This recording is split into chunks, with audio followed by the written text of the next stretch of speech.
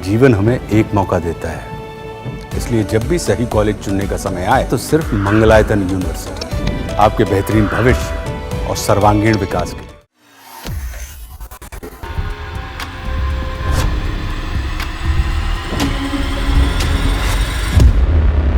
21 मई की देर शाम को तेज बारिश के साथ आए चक्रवाती तूफान ने कई प्रदेशों में तूफान मचा दिया। कई लोगों की जान गई और काफी नुकसान भी हुआ। पूरा जनजीवन अस्त व्यस्त हो गया। वहीं अब कृषि विश्वविद्यालय के मौसम विज्ञानी ने फिर से चेतावनी दी है कि 28 मई तक एक बार फिर चक्रवाती तूफान बारिश के साथ राजस्थान, हरियाणा, उत्तराखंड, हिमाचल प्रदेश, पश्चिमी उत्तर प्रदेश और दिल्ली एनसीआर में दोबारा से दस्तक दे सकता है।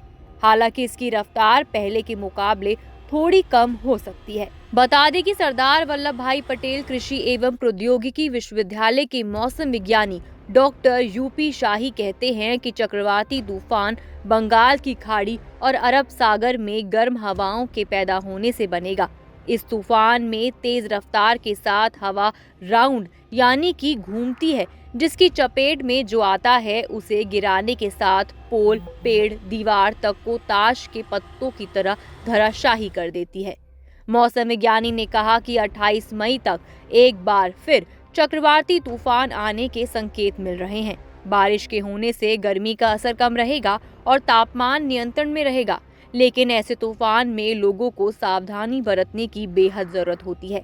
अधिकांश आंधी तूफान से फसलों को बेहद नुकसान होता है, मगर वर्तमान में सामान्य फसल का कटान हो चुका है, मगर आम और लीची की फसल चल रही है। ऐसे में आंधी और तूफान से इन दोनों फसलों को नुकसान हो सकता है।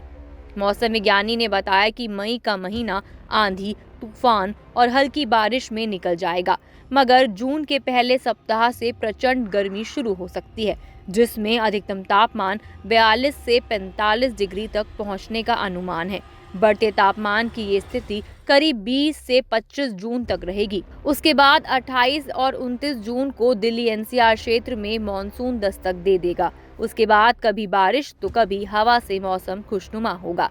आपको बता दें कि घर के दरवाजे और खिड़कियों को बंद रखना चाहिए इस मौसम के दौरान जब तूफान आता है। आपातकालीन स्थिति के लिए mobile phone charger, battery, torch, माचिस और रेडीमेड खाने की वस्तुएं घर में अवश्य रखनी चाहिए। चक्रवाती तूफान अथवा आंधी से बचने के लिए सरकारी सूचनाओं का पालन करना जरूरी है। किसी भी पुरानी इमारत, क्षतिग्रस्त मकान में और पेड़ के नीचे नहीं रहना चाहिए। मकान, दुकान की छत पर टीन शीट अथवा कोई ऐसा सामान नहीं रखना चाहिए जिससे वो तूफान में उड़कर दूर गिरे और कोई उसकी चपेट में आ जाए।